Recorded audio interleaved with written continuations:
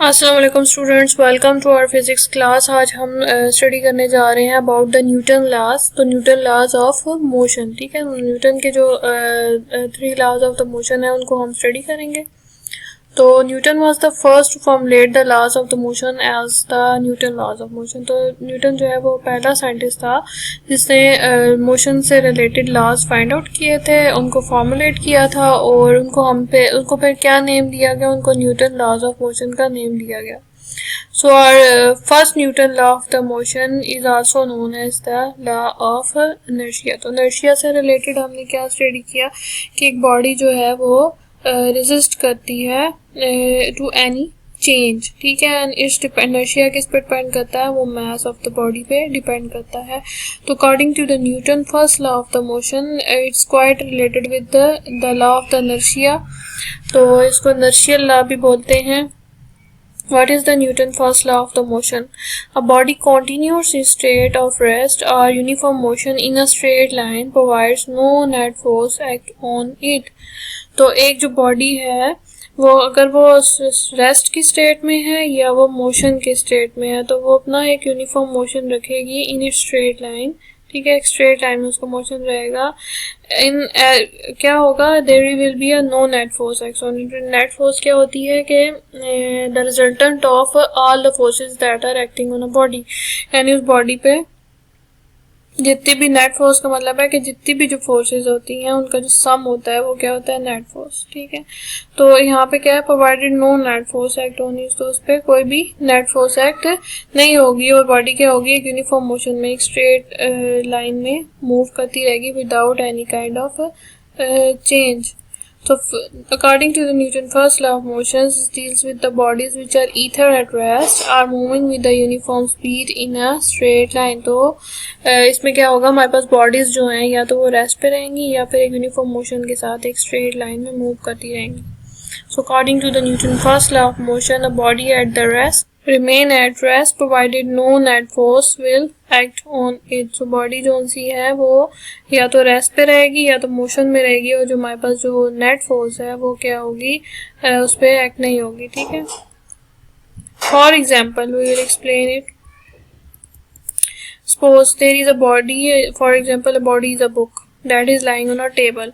It will remain at rest as long as no net force act on it। तो एक जो body है that is a book, ठीक है, वो एक टेबल पे पड़ी हुई है तो वो उस टेबल पे ही पड़ी रहेगी, ठीक है, जब तक उस पर कोई भी नेट फोर्स नहीं एक्ट होगी। यानी हम उसको पुश पुल या थ्रो नहीं करेंगे तो क्या होगा, वो बुक क्या है, अपनी एक जो ओरिजिनल स्टेट है that is a rest state, वो उस पर उसी तरह से लाई करती रहेगी। Similarly if there is a moving object, तो ये तो हमने रेस्ट ऑब्जेक्ट की बात की, अब हम बात करते हैं moving object that does not a moving object does not stop moving by itself. यानी कि एक मूविंग ऑब्जेक्ट जो है वो क्या करेगा, वो कॉन्टिन्यूस मूव करता रहेगा जब तक के उस पर कोई फोर्स एक्ट नहीं होगी उसको स्टॉप करने के लिए। For example there is a ball, ठीक है, एक बॉल है जो कि रोल डाउन हो रही है ऑन सम ग्राउंड, ठीक है। ग्राउंड क्या है, it is a rough ground. तो वहाँ पे एक ग्राउंड के साथ जो है वो फ्रिक्शनल फोर्स होती है, ठीक है। तो वो एक काइंड ऑफ फोर्स उस पर एक्ट हो रही है। Then rolled on a smooth ground, ठीक है। यानी अगर फ्रिक्शनल ग्राउंड है तो क्या होगा, सरफेस पे सम काइंड ऑफ फ्रिक्शन है, तो फ्रिक्शन एक फोर्स है, ठीक है। वो फोर्स क्या हो रही है, बॉडी पे एक्ट हो रही है। लेकिन अगर हम फोर्स एक्ट नहीं करेंगे, for example there is a smooth ground, यानी ग्राउंड ऐसा है जिसपे कोई भी फ्रिक्शन नहीं है। तो जैसे कि हमारे पास एक गेम होती है जिसमें हम बॉल को जो है थ्रो करते हैं तो वो सरफेस स्मूथ होती है, ठीक है, गोल वगैरह करके। तो वो फिर क्या होता है कि बॉल इजीली जो है वो रोल डाउन होती जाती है स्मूथली और उसमें कोई फ्रिक्शन नहीं होती, वो उसी फ्लो उसी स्पीड पे कॉन्टिन्यूसली मूव करती रहती है। अगर रफ ग्राउंड होगा तो उस पर एक फोर्स एक्सर्ट होगी जिसकी वजह से उसका मोशन क्या होगा, वो डिस्टर्ब हो जाएगा, ठीक है। तो इस तरह से कह रहे हैं कि it is because that rough surfaces offer greater friction. तो रफ सर्फेसिस क्या करेंगे, फ्रिक्शन पैदा करेंगे जो कि एक फोर्स है। And if there would be no force to oppose the motion of the body then the moving body would never suppose. यानी अगर एक बॉडी मूव कर रही है, ठीक है, और उस पर कोई फोर्स एक्ट नहीं हो रही तो वो बॉडी कॉन्टीन्यूसली मूव करती रहेगी, वो कभी भी स्टॉप नहीं होगी। सही हो गया। So Newton first law of motion deals with the initial property of the matter. तो किस पे first Newton of the law किससे रिलेट कर रहा है? Initial property of the matter से। And Newton first law of the motion is also known as the law of the inertia. तो हम जो न्यूटन का जो first law of the motion है उसको किसका नाम दे देंगे? The law of the inertia. There is an example that we have observed that the passenger that are standing in the bus। यहाँ पे एक बस है, ठीक है। तो यहाँ पर जो पैसेंजर्स हैं वो बस में अगर स्टैंड खड़े हुए हैं तो इन बस, तो जब भी बस में ब्रेक अप्लाई होंगी तो क्या होगा कि जो पैसेंजर्स हैं वो क्या होंगे? फॉरवर्ड फॉल डाउन करेंगे। क्यों? When we observe that the passenger that are standing in the bus fall forward, it is because the upper, जो उनका जो upper part of the body है, ठीक है, वो क्या हो रहा है? अपना मोशन कंटिन्यू रखेगा। बस क्या कर रही थी? मूव कर रही थी, ठीक है। उनकी बॉडी भी बस के साथ क्या कर रही थी? मूव कर रही थी। लेकिन जैसे ही बस में ब्रेक्स को अप्लाई किया तो क्या हुआ? बस एकदम से स्टॉप होगी और उनकी जो लोअर बॉडी है वो बस से कांटेक्ट में थी, तो क्या हुआ? वो पहले स्टॉप होगी, ठीक है, as compare to the upper body. तो इसीलिए जो हमारे पास लोअर बॉडी है वो बस के साथ कांटेक्ट में है, तो क्या होगा कि वो बस के साथ ही स्टॉप होगी, जिसकी वजह से जो उनकी अपर बॉडी है वो मोशन में थी तो वो बाद में स्टॉप होगी, जिसकी वजह से क्या होगा? जो पैसेंजर्स हैं वो क्या करेंगे? आगे की तरफ फॉल करेंगे, ठीक है। तो ये भी एक एग्जाम्पल है हमारे पास अबाउट मोशन, ठीक है। अगर हमारे पास आ जाती है जी the Newton second law of the motion. Newton's second law of the motion states that when a force acts on a body, it produces the acceleration in the body in the direction of the net force, and the magnitude of this acceleration is directly proportional to the net force that is acting on the body and inversely proportional to its mass। यानी कि कोई भी हमारे पास body है जो जिसमें हम क्या, वो बॉडी जो सी है उस पर क्या एक्ट हो रही है? एक फोर्स एक्ट हो रही है, ठीक है। तो एक्सेलरेशन जो है उसकी डायरेक्शन, जो एक्सेलरेशन प्रोड्यूस होगी उस बॉडी में, जिसकी डायरेक्शन जो है उस फोर्स की डायरेक्शन में होगी। सही हो गया। यानी क्या किया? एक बॉडी में फोर्स, नेट फोर्स एक्ट हो रही है, that is resultant of other forces, many forces are acting on some body, ठीक है। तो जो नेट फोर्स है उसकी डायरेक्शन में ही क्या प्रोड्यूस होगी? एक्सेलरेशन प्रोड्यूस होगी। तो जो उसकी डायरेक्शन है वो एक्सेलरेशन की, वो किसकी डायरेक्शन में होगी? फोर्स की डायरेक्शन में, because these are the vector quantities. और जो उसकी डायरेक्शन के बाद जो उसका मैग्नीट्यूड है वो क्या होगा? यानी कि जो फोर्स का मैग्नीट्यूड है वो आ रहा है, एक्सेलरेशन जो है वो डायरेक्ट प्रोपोर्शनल है towards the net force acting on the body और इनवर्स प्रोपोर्शनल है टू इट्स मास। सो ये इसका क्या आ जाएगा? मैग्नीट्यूड। हम इसको अगर मैथमेटिकली डराइव करें तो यहाँ पर mathematical derivation of Newton second law of motion, force that produce an acceleration in a body of the mass m, यानी बॉडी है जिसका मास m है, उस पर हम फोर्स प्रोड्यूस कर रहे हैं, तो एक्सेलरेशन की क्या है? उसका रिलेशन डायरेक्ट है फोर्स के साथ। यानी फोर्स अगर इंक्रीज हो रही है तो acceleration in the body is also increasing. इसी तरह से जो एक्सेलरेशन है उसका इन्वर्स रिलेशनशिप है विद मास, ठीक है।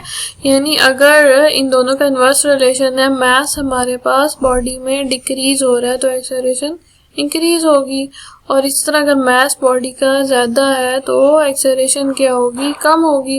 इनका क्या आ रहा है? आपस में इन्वर्स रिलेशनशिप है। तो हम इन दोनों इक्वेशंस को, दैट इज इक्वेशन नंबर 1 और 2, इनको अगर हम कंबाइन करेंगे तो हमारे पास क्या आ जाएगी?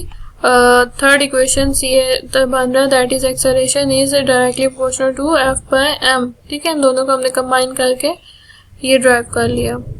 अब यहाँ से हम चाहें तो हम क्या निकाल सकते हैं? द फोर्स, ठीक है। फोर्स हम फाइंड कर सकते हैं। तो फोर्स हमारे पास क्या आ जाएगी?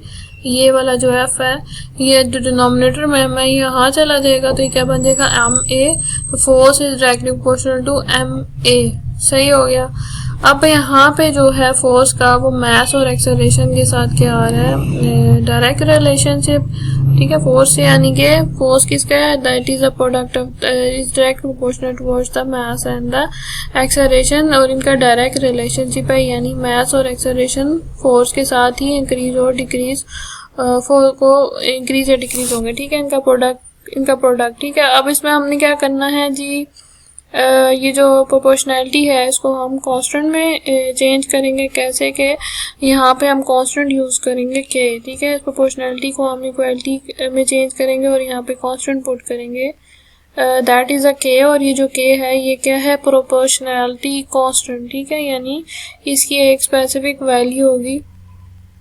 यहाँ हमने ड्राइव कर लिया F is equal by to के एम ए, यानी इस प्रोपोर्शनैलिटी को हमने इक्वालिटी में चेंज कर दिया, दैट इज इक्वल टू के इज द प्रोपोर्शनैलिटी कांस्टेंट। इन ऐसे units the value of the के कम आउट टू बी 1, ठीक है। सिस्टम इंटरनेशनल यूनिट में अगर हम देखें तो हमारे पास जो के की वैल्यू है वो क्या निकलेगी, 1, ठीक है। कैसे आएगी इसको हम ड्राइव करते हैं। अच्छा, यहाँ पे अगर हम के की वैल्यू को 1 पुट करते हैं तो फोर्स हमारे पास क्या आ जाएगी, F is equal to M A. So F is equal by to M A is the Newton second law of the motion, ठीक है। System international unit of the force is Newton. ये हमारे पास force drive होगी according to the Newton second law of the motion. Force F is equal to M A, that is the product of the mass and acceleration.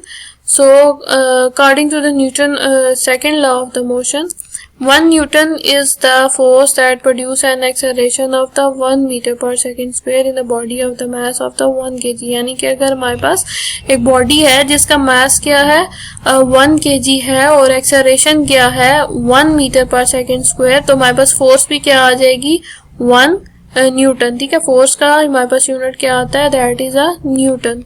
So we can derive units of the force from here. Mass को हम put कर देंगे 1 kg और acceleration को 1 metre per second square. हमने इनका product लिया तो we will get 1 kilogram metre per second square, जो कि हमारे पास किसके इक्वल है, 1 न्यूटन के। फोर्स का यूनिट क्या होता है according to SI units, force का यूनिट होता है 1 न्यूटन, यानी न्यूटन हमारे पास फोर्स का यूनिट है। तो हमारे पास जो इसकी न्यूमेरिकल वैल्यू है, अगर हम सपोज कर रहे हैं कि मास हमारे पास 1 kg है और एक्सेलरेशन जो बॉडी में प्रोड्यूस हो रही है वो क्या है 1 मीटर पर सेकेंड स्क्वायर, तो फोर्स भी क्या आ जाएगी, फोर्स भी आ जाएगी हमारे पास 1 न्यूटन। नेक्स्ट हमारे पास एक न्यूमेरिकल एग्जांपल है, that is 3.1। Find the acceleration that is produced by a 20 Newton force in a mass of the 8 kg। यानी कि एक बॉडी है जिसपे एक्सेलरेशन हमने फाइंड आउट करनी है, जिसका मास हमारे पास 8 kg है और फोर्स क्या आ रही है 20 न्यूटन। तो हमने एक्सेलरेशन फाइंड आउट करनी है, तो इसको हम easily Newton second law of motion से फाइंड आउट कर सकते हैं। Mass in kgs, force in Newton and acceleration हमने फाइंड आउट करनी है। So called using our Newton second equation, ठीक है। सेकंड जो उसका लॉ है उसको हम यूज करेंगे, that is F is equal to M A. तो यहाँ से फोर्स की वैल्यू हमें गिवन है, that is a 20 newton. 20 newton is a force, newton force 20 newton आ गया और इसमें मास इसमें हमारे पास आ जाएगा 8 kg। तो यहाँ पे हम 20 डिवाइडेड बाय 8 kg करेंगे तो हमारे पास आ जाएगी एक्सेलरेशन।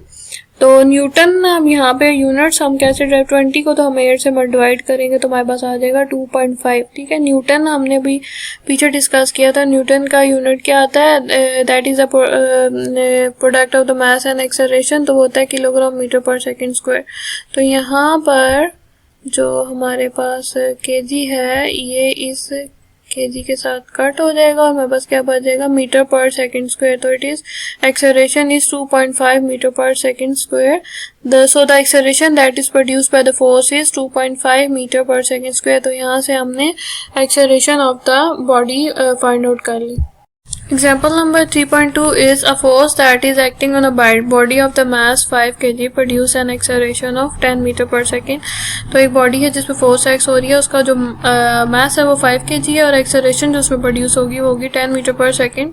तो what acceleration the same force will produce in the body of the mass 8 kg। यानी कि अब हमने एक और फोर्स कौन सी है अगर एक्ट हो तो उसमें सेम मास हो बॉडी का, तो उसमें क्या एक्सेलरेशन प्रोड्यूस होगी। यानी इसमें हमारे पास एक मास गिवन है, दैट इज मास 1, सेकंड मास हमारे पास गिवन है, दैट इज 8 kg, ठीक है। जो एक मास है वो है 5 kg, इसको हम m1 का नाम दे देंगे और सेकंड मास को हम m2 का नाम दे देंगे जो कि है 8 kg।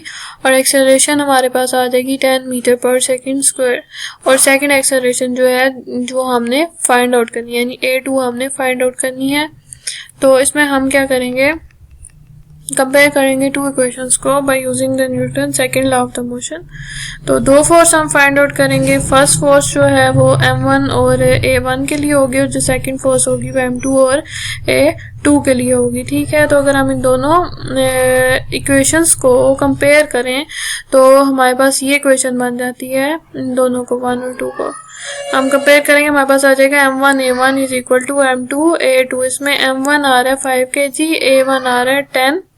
इसी तरह m2 जो है वो 8 kg आ जाएगा, a2 हमने फाइंड आउट करना है। ठीक है, तो यहाँ पे सिंपल आप इनको मल्टीप्लाई करेंगे इन दोनों को, m और a को, तो और डिवाइड कर देंगे 8 से। ठीक है, तो हमारे पास एक्सेलरेशन a2 आ जाएगी जो हो जाएगी 6.25 metre per second square. So the second acceleration is 6.25 metre per second square.